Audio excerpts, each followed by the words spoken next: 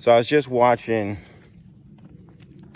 The Economist, Milton Friedman, and he was saying how alcohol consumption is like printing money, in the sense that in the beginning, we print money and the effects are pleasant.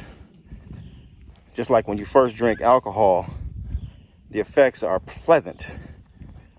It's funny, right? And because of that, you drink more alcohol. And before you know it, you've consumed a lot of alcohol and you're really drunk. But in a couple of hours, you're going to be paying the price with a serious hangover.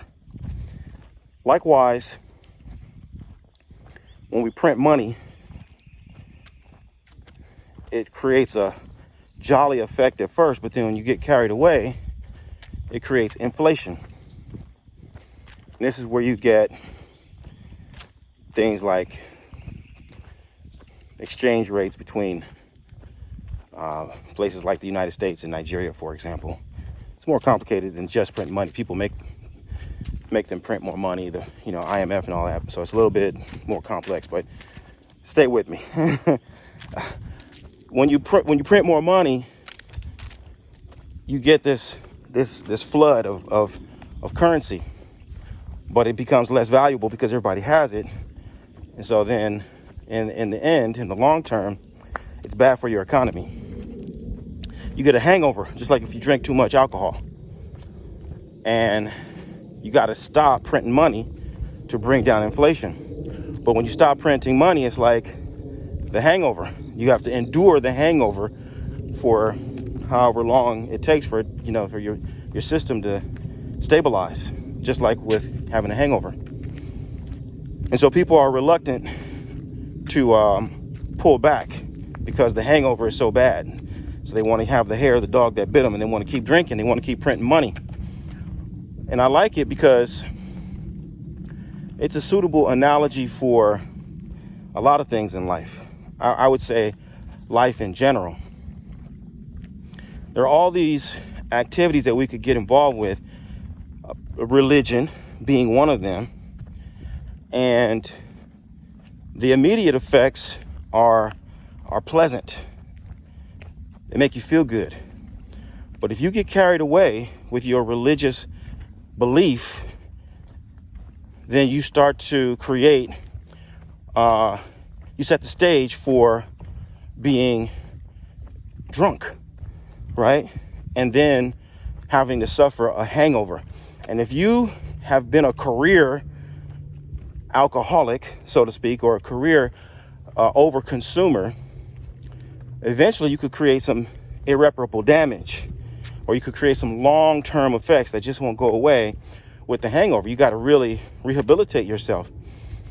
And so I think when it comes to African Americans, we're in that category where we've been over-consuming religion, and we overestimate the significance of religion. Our people really think that Christianity, for example, and Islam rule the continent and rule the lives of black people just on the strength of their books and their doctrines and their practices. But in reality, the colonizers didn't overwhelm Africa and have not dominated African people just through religion.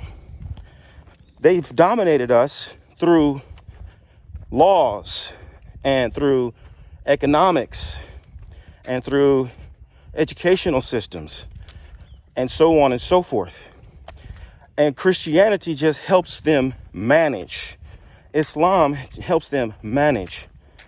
And the reason why I'm saying this is because you'd have to be a complete ding-a-ling to think that it's through religion that we're going to overturn all of the centuries of colonization Orisha in and of itself is only going to help us as far as formulating a real legitimate identity for ourselves and help us to manage our lifestyles in a way that's consistent with our identity and our destinies. But we're not going to transform our environment through religion. That's silly.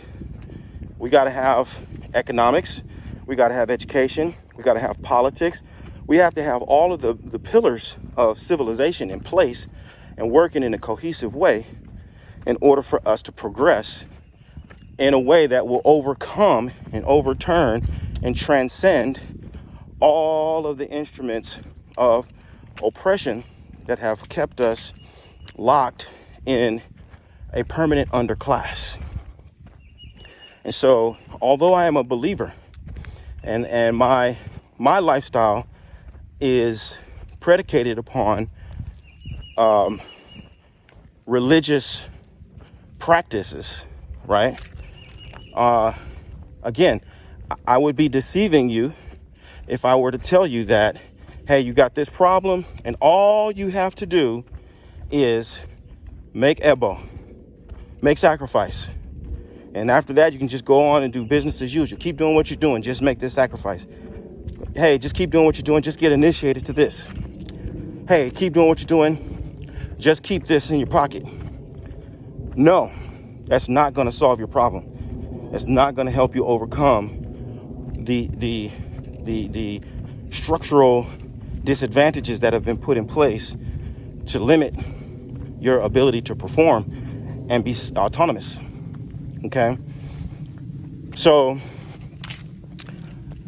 I want to encourage everyone on this fine Monday. Today is Monday, and this is the day of business, the day of commerce. This is the day of wealth and prosperity. Get out there and mind your business that pays you.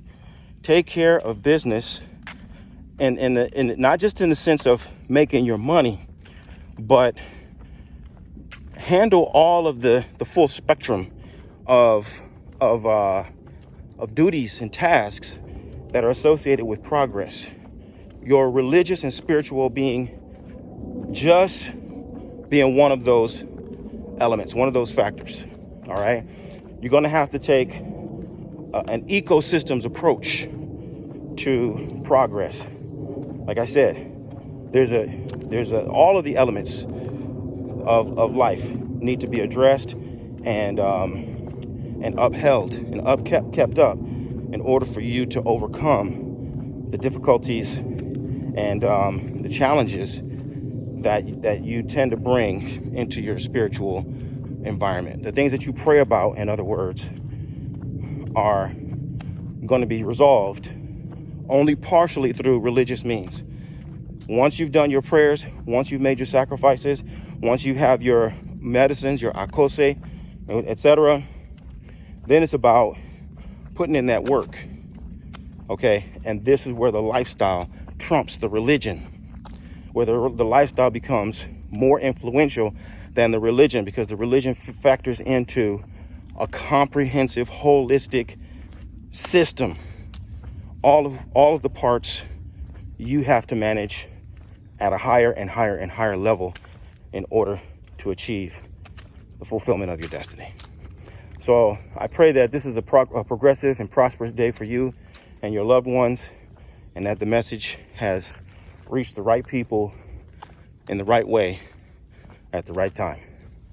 I'm looking for leaders who want to change the world through positive influence. If that's you, check out obafemio.com or orishalifestyle.com, and let's start figuring out different ways that I can help you take your practice and your life to the next level.